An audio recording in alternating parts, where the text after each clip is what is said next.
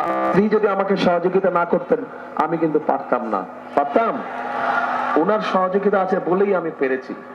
আপনাদের বগুড়ার সন্তান জনাব তারেক রহমান নির্বাচনের প্রচার করতে গিয়ে ওনার স্ত্রী সব সময় ওনার সঙ্গে আছে। নির্বাচনের মাঠে দেখলাম এক জায়গায় একজন ছোট বেগম খালেদা জিয়ার মতো চেহারা, ছোট বাচ্চারা সাজে না, যেমন খুশি তেমন সাজো, এক ছোট্ট বাচ্চা বেগম খালেদা জিয়ার মতো সেজে স্টেজে চলে গেছে।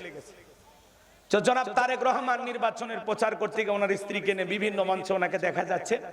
তো ডক্টর জোবাইদা রহমান উনি এই ছোট্ট খালেদা, যিনি খালেদা জিয়ার মতো সেজেছেন, তাকে কোলে নিলেন, আদর করলেন, হ্যাঁ, মঞ্চে চেয়ার দিয়ে বসায় রাখলেন।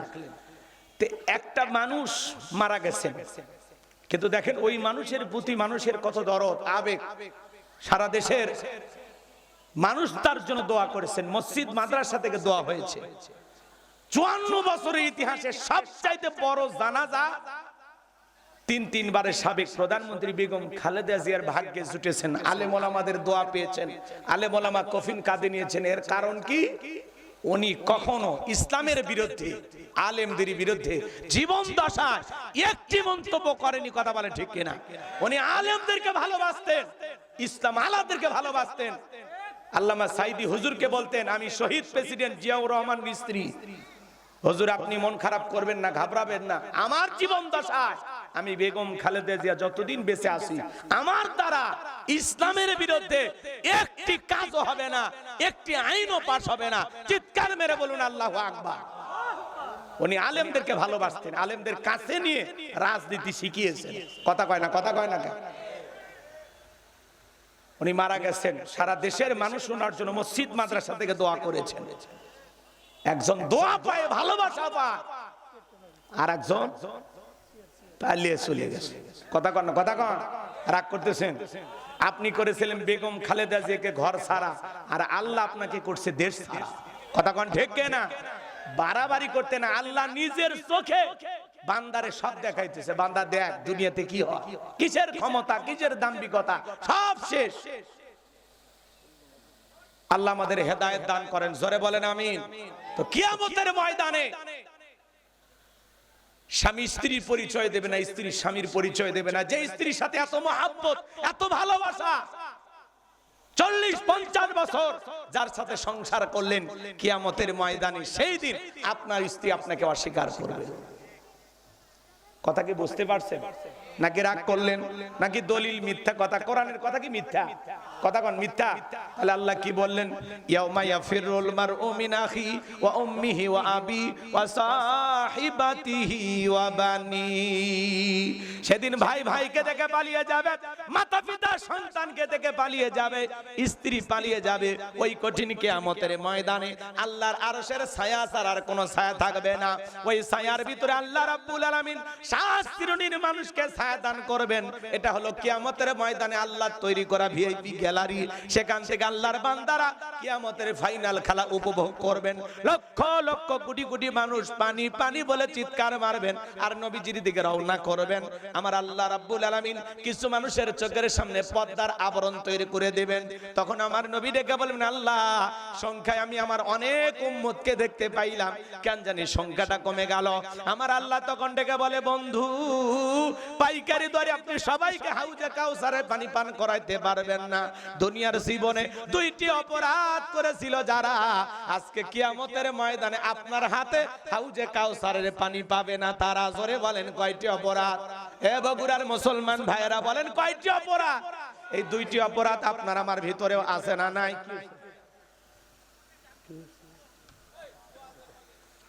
আরে এলে সিটি পরে আমার লাভ আছে কি? শেষ করবো নাকি সেটা খালি কয়টা শেষ করবো? 4:30 না? আসরের নামাজ কয়টা? 4:30। আরো আধা ঘন্টা আছে না? আধা ঘন্টারও বেশি আছে। আপনার ভয় পাচ্ছেন কে? হ্যাঁ, আমরা সব করবো ইনশাল্লাহ। জি জি, বুঝছি বুঝছি। আচ্ছা আচ্ছা, আমি কিছু বলছি না, ভয় পাই না। আমি এটা খেয়াল করছি, তারপরে ভয় বলার দরকার নেই। আমার তো স্মরণে আছে, তাই না? রাগ করতেছেন আপনারা? মন খারাপ করছেন? তাকবীর দেন, লিল্লাহে তাকবীর। আপনারা আবার ঘুমাইলেন নাকি? তাহলে নবীজির হাতে হাউজে কাউসারের পানি পাবে না যারা দুইটি অপরাধ করেছে, যারা এই দুইটি অপরাধ কি শোনার দরকার নাই? আপনার আমার ভিতরেও থাকতে পারে নাকি বাংলাদেশে দুইটা অপরাধ নাই? কারা কারা শুনবেন দুইটি অপরাধ কি? হাত তোলেন তো দেখি। লিল্লাহি তাকবীর। হাত নামান আমার ভাইয়েরা, গভীর মনোযোগ দিয়ে কথাগুলো শুনবেন বাজান। মানুষ তখন তলে তলে পানি পান করার জন্য নবীজির দিকে রওনা করবেন। নবীজি হাউজে কাউসারের পিয়ালে নিয়ে দাঁড়িয়ে আছেন, আমার দিকে তাকান। হযরত আবু বকর পিয়ালাগুলো ভরায় দিবেন, মাঝখানে দাঁড়িয়ে থাকবেন হযরত ওমর। হযরত ওমর নবীজির হাতে দিবেন, আর নবীজি তার আদরের উম্মতদেরকে খুঁজে খুঁজে কিয়ামতের ময়দানে হাউজে কাউসারের পানি পান করায় দিবেন। নবীজির হাতে এক পেয়ালা হাউজে কাউসারের পানি যদি পান করতে পারেন, জান্নাতে ঢোকা পর্যন্ত আপনারা তৃষ্ণা লাগবে না, তৃষ্ণা মিটে যাবে। বলুন সুবহানাল্লাহ। নবীজির হাতে কিয়ামতের ময়দানে কারা কারা হাউজে কাউসারের পানি পান করতে চান, দুই হাত তুলে আল্লাহকে দেখায়া দেন।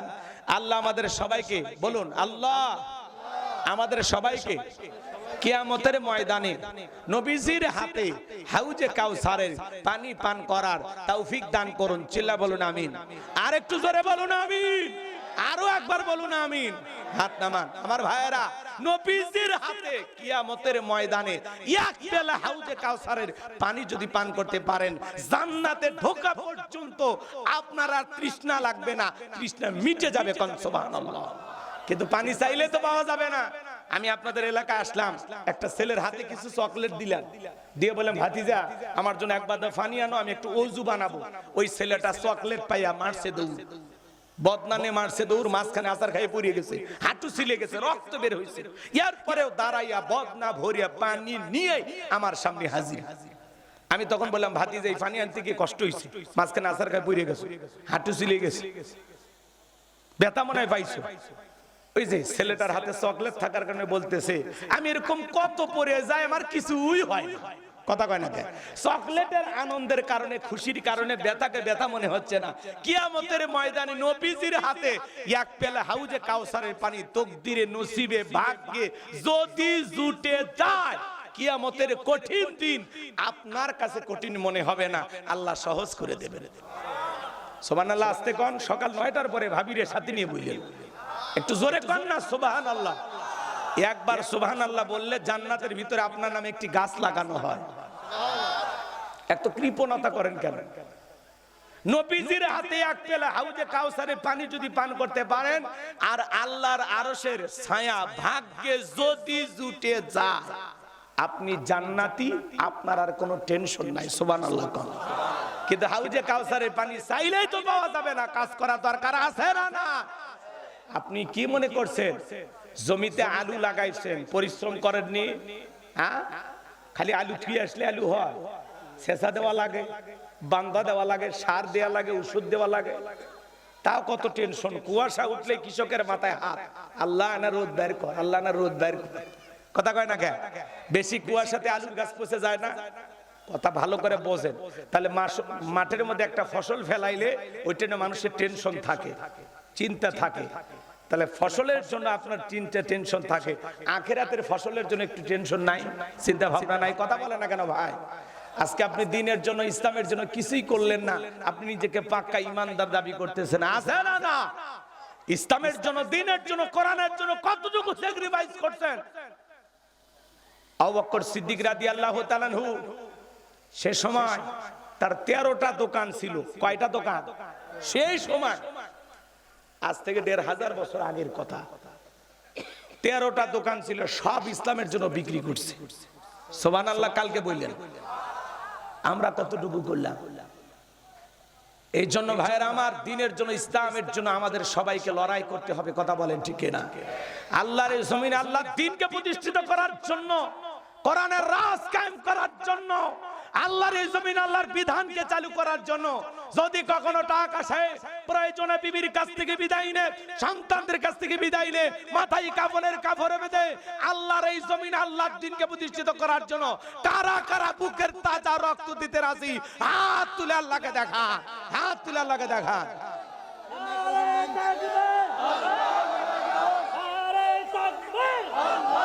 লিল্লাহি তাকবীর।